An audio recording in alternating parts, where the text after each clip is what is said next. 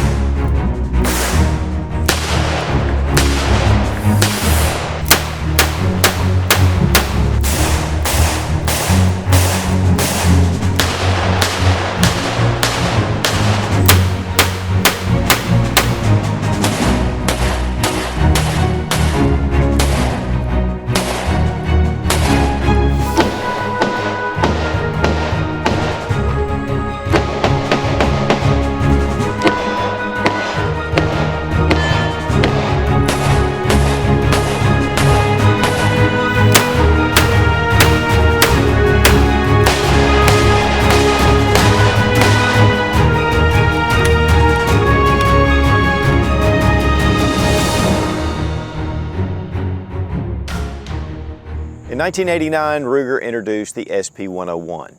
It is a very small frame revolver. Started out with 38 Special. This is a 38 357 Magnum. They make a number of different calibers. And guys, this pistol again has been around for 35 years and still in production. It is an all steel frame, so it's fairly heavy. Now Ruger makes other options, and then there are a lot of lightweight options. This is a heavy firearm, and for carrying it every day, you've got to weigh that out. But we're going to look at some different reasons why you might carry this over some lightweight 38 Special and some of the benefits of revolvers and why they're still very popular options, even though they have a fairly low round capacity. Now, I was in one of my favorite gun shops and I happened to run across the SP101 for sale. And this is a used firearm, which Ruger makes really strong actions, and that really just breaks it in.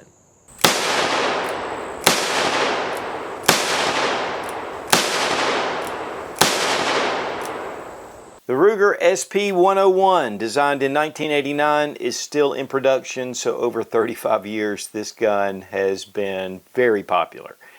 It is more of a snub-nose type firearm. It's very small, but it's very weighty. And when I say very small, it's Ruger small. This is still a very beefy type firearm. It is all stainless steel, and so it has some heft to it. We'll check the weight in a minute.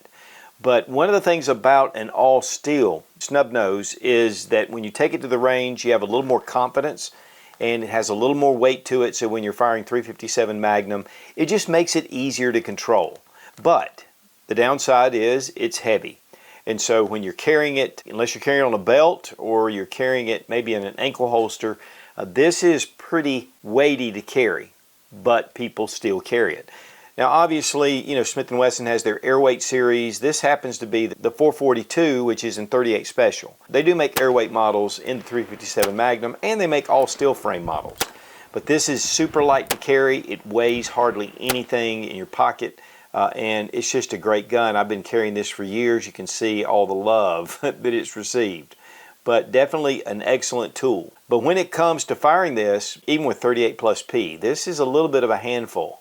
With the 357 Magnum in the SP101, it's honestly very manageable. Of course, all this kind of got started with some of the smaller revolvers from Smith & Wesson and Colt. Here we have a Model 36, and these have been around for a long time, called the Chief Special. It is all steel. It's 38 Special, and it's a great classic handgun.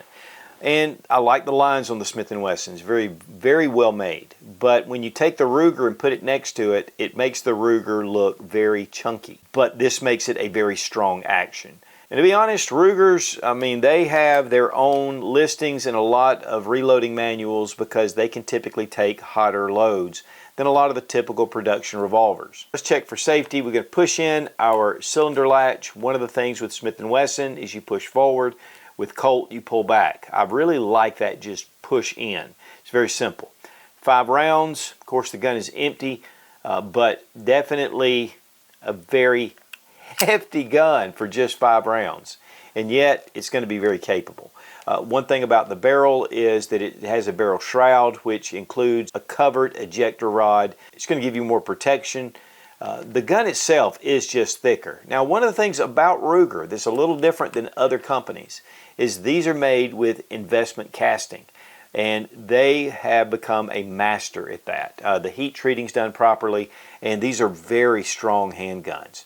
And so just because you hear investment casting does not mean that these are any weaker. In fact, they are very strong. But Ruger also offers their LCR models, which are a polymer frame, which makes it very light, and they're a lot less expensive and have become very popular. In fact, I have one in 9mm. It's a great handgun. But there's something about taking these old steel frame revolvers out to the range that just makes it a pleasure. Now here we have the Kimber K6S. It's also in 357 Magnum, and we do have that push to release the cylinder, and this one holds 6 rounds. And they have cylinder flats all along to make it just a little bit thinner.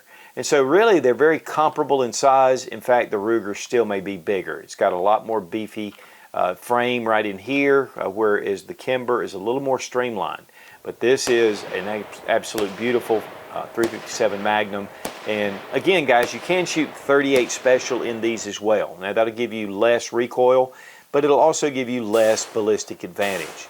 You can go with the plus Ps, which really help, but 357 Magnum has been tested for years because law enforcement carried 357 for decades. And there's a lot of testing out there that's been done, and 357 Magnum is an optimum man stopper, and it's been proven over and over. But the one thing about revolvers is you just get the 5 rounds, or you get 6 rounds. I mean, they have upped it to 7 in some, but still a lot of people carry them. And it's funny, in a world of polymer frame striker fire pistols with 15, 19 round mag capacity, you know, it seems a little archaic, but there's just something about revolvers that just draws a lot of appeal. Of course, the cylinder is fluted. It is all stainless steel, so it's going to give you corrosion resistance. It's going to be nice whether you have it at the range or even in your safe sometimes if it's not properly dehumidified. And so this just allows for you to have a little more protection. And plus, with cleaning, you know, it just makes it really nice. And two, the stainless doesn't show the wear marks like bluing, but yet, as you can see, this one again is used, and it's been well used and well loved. And guys, to me, that just adds character to the firearm. The grips are a rubberized grip, which I really like. And then you have a black polycarbonate insert right here. Some of the models in the different calibers have actually wood grip with the polycarbonate section in there, but there's a ton of aftermarket grips you can get for this. G10, you can get Hogue grips, just a lot of different options. And it's one of the things about this handgun, because it has been in production for, again, 35 years, there is a lot of accessories and support behind these. Now with the sights, you just have a more of a combat style sight with just a trough, and then here at the front you have a serrated front sight, but it is pinned. So you can change that out if you want for maybe a fiber optic or a tritium bead. But it makes this a very sleek and trim handgun, great for concealed carry. Now this particular model is the double action only, and that means there's no hammer spur, there's no way to cock the hammer. The way to cock the hammer is to pull the trigger. And as you see that slick ramp, and as it comes up, you can see the hammer, and it brings it back. And it's a very smooth trigger pull, but it is heavy. And we'll weigh it out in just a few minutes. But one thing also that Ruger does is their transfer bar. And you can see it coming up right there next to the firing pin. And that transfer bar will drop as soon as the hammer goes forward. And so this is a very safe handgun to carry. So it's drop safe, and it's not going to inadvertently go off. Right here there's a little bit of serrations on the cylinder release. It does have read instruction manual on the barrel, which is typical for Ruger, and of course the Ruger markings. And then here with the Ruger SP101 357 Magnum. But in the stainless steel, you don't really see that as much. And of course, you have your serial number and the Ruger logo. But again, guys, these have been around for a long time. They're classic. Honestly, I love the double action only, because that is the way you'll use it in a self-defense situation. Pulling back the hammer is going to take you more time. So really training to shoot that double action only is vitally important if you're going to be carrying something like this. And one thing I like is there's no snagging of the hammer. I don't have to worry about it. I can have this in a pocket. I can pull it out without it catching. And then with those sights, you know, you could have an adjustable sight here or a little more of a sight, but it's just going to add to being able to snag on something, and this just makes it clean. And again, this is really a fighting pistol. Now this is a 2 1/4 inch barrel. They do offer a 3-inch barrel and a 4.2 inch barrel. And again, they have a number of different calibers, and you can check those out. But even all the way down to 22. So this again, very popular option, but yet very weighty option. The one thing I love about Rugers is that they're just simple, and yet they have a lot of strength to them.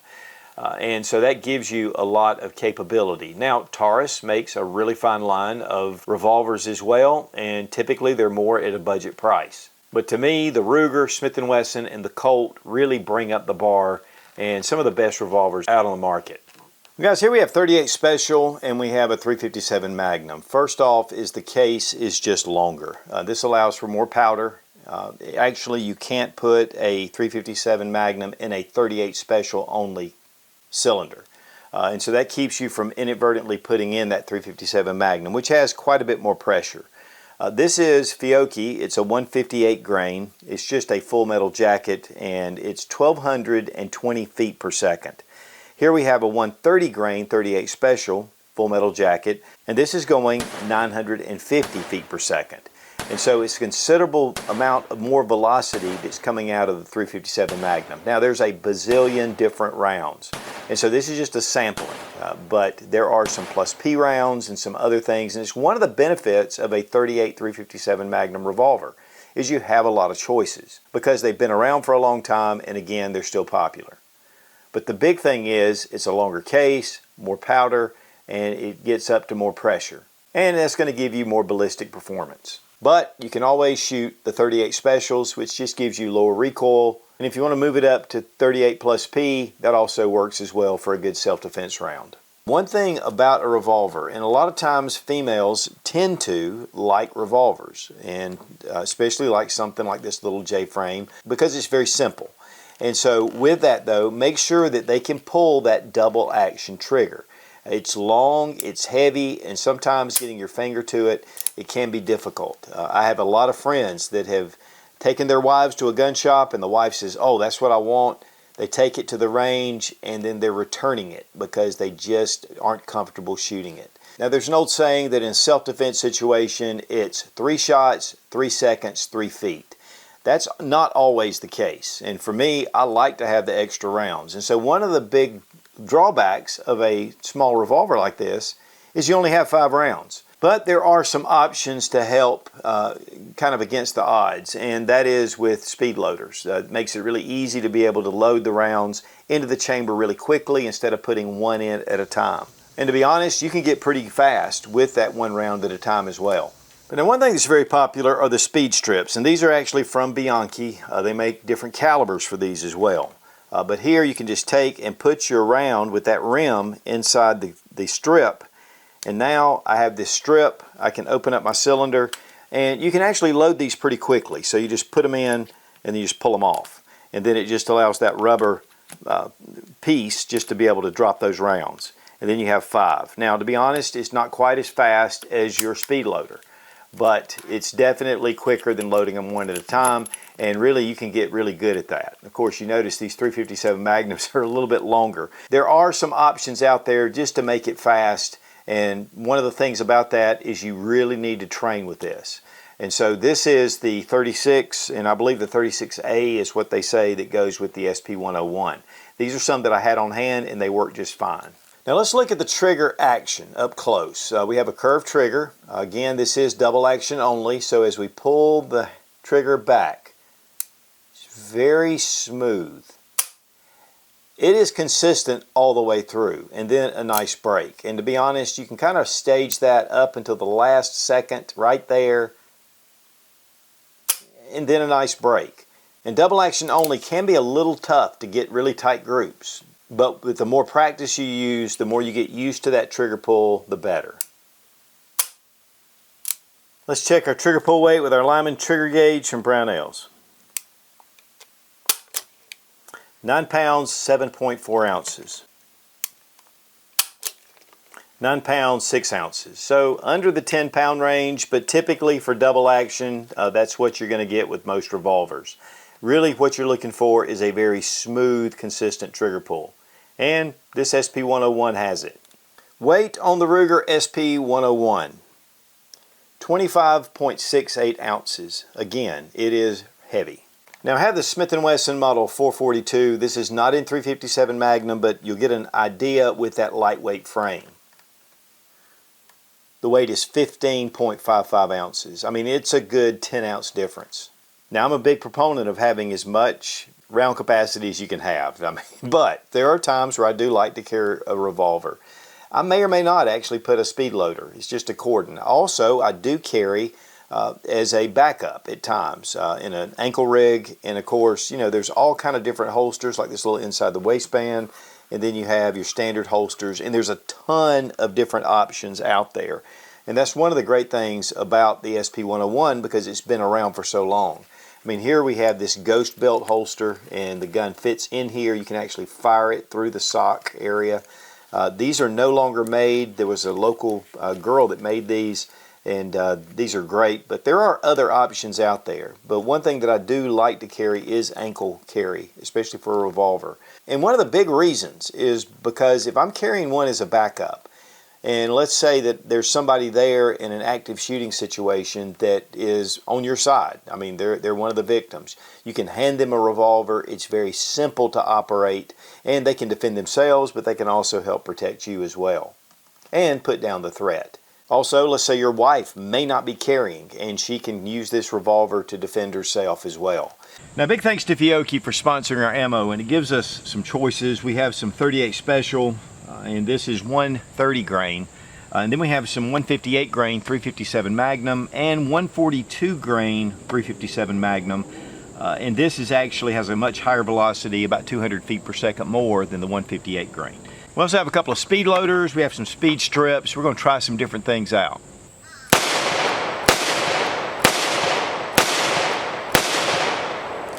All right, guys, the Ruger SP101. It's a classic, been around for a long time. I love that stainless steel. I mean, this thing is built like a tank. Little brother of the Ruger Red Hawk, the GP100, the Alaskan. So this is just a very miniaturized version. We have a speed loader with 38 Special. We'll drop those in there. This is, again, just double action only. There's no hammer spur, but the trigger's very smooth. And some of that has to do with just being shot a lot.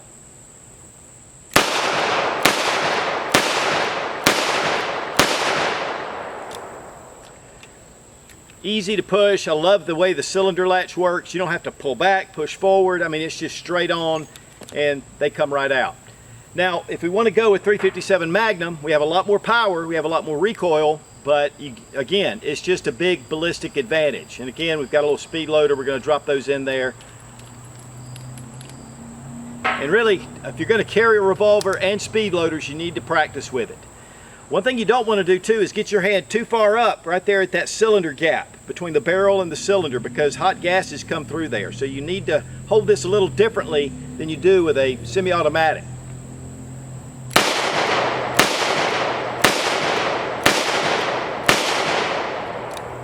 Considerably more recoil. And this isn't really a very hot load. I mean, it's a 158 grain, it's full metal jacket. But some of your self-defense loads are going to be really hot. But this will take it, you know, for a small little revolver. And that's one thing. I mean, it can take a pretty steady diet. And then next we have the loading strips. And these are rubber. They're easy to put in. You got to, again, practice. And just a lot easier than loading them single-handedly. And you can get really good at this. So now we've got two different ways to load this fairly quickly, other than just one at a time. But one of the things about a revolver like this is you possibly can shoot it with one hand. It's important that you try weak hand and with your strong hand.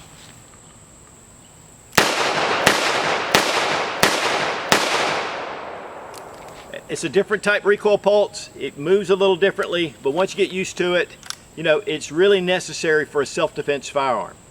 But overall, these are great guns. They've been around for a long time. They're classics, and there's a good reason for them staying around.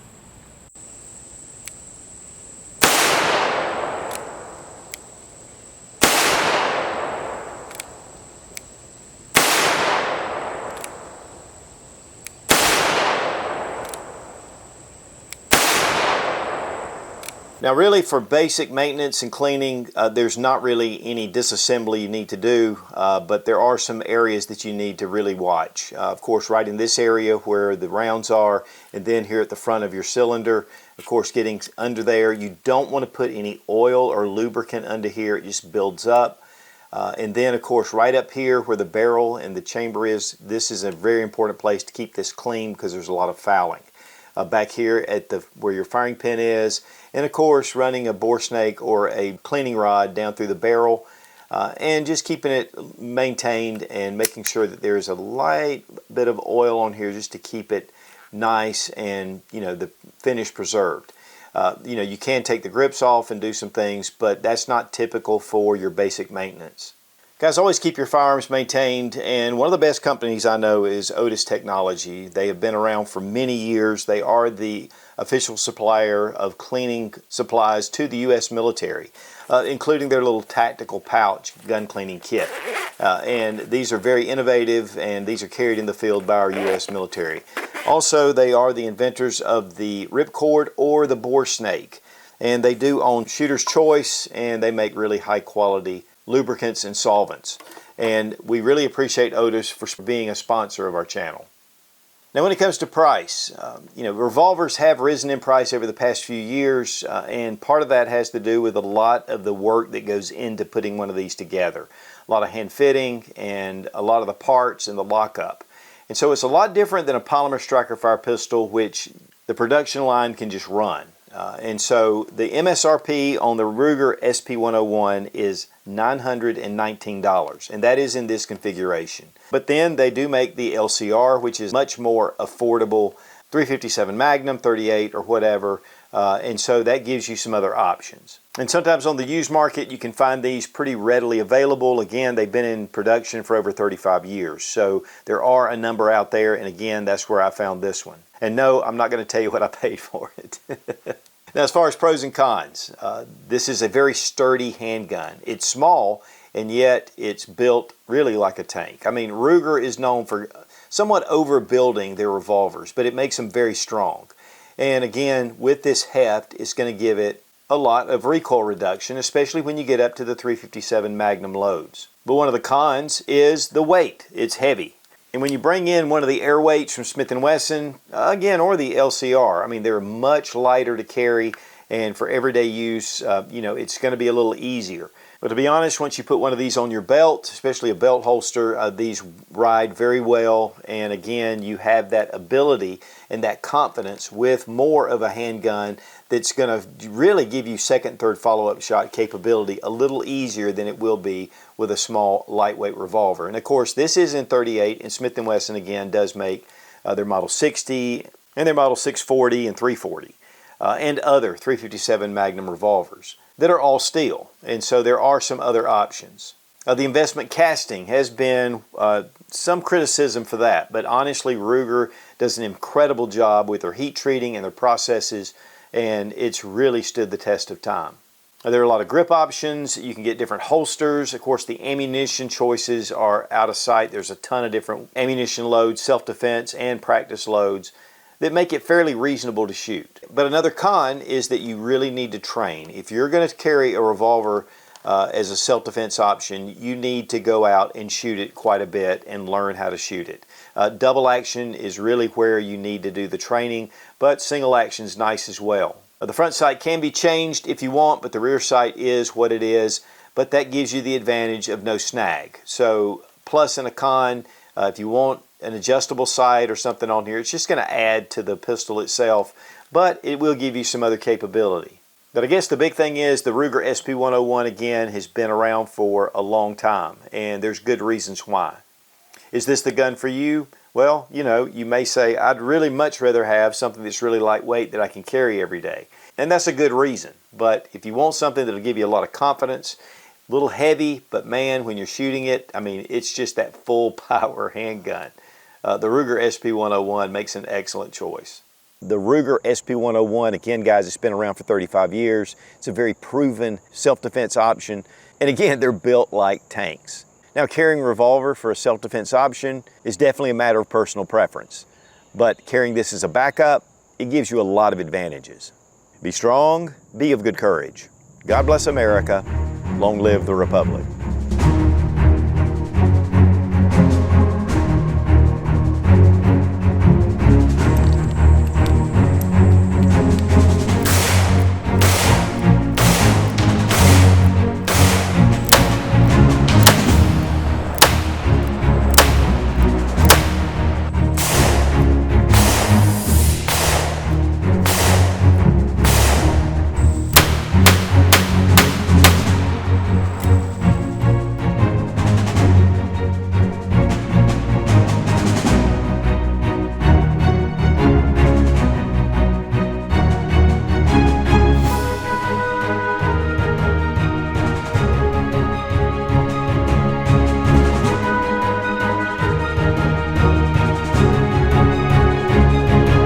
Very small pistol, 38 ACP. I mean, it's 5+1. Oh, okay. We're gonna be testing out some stripper. We're gonna be in a multitude of calibers. Okay. Okay, I can't do this and that.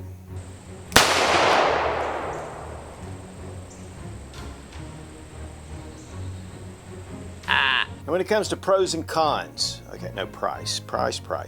It actually was one of my buddies, which if I'd have known that, I'd have bought it from him directly.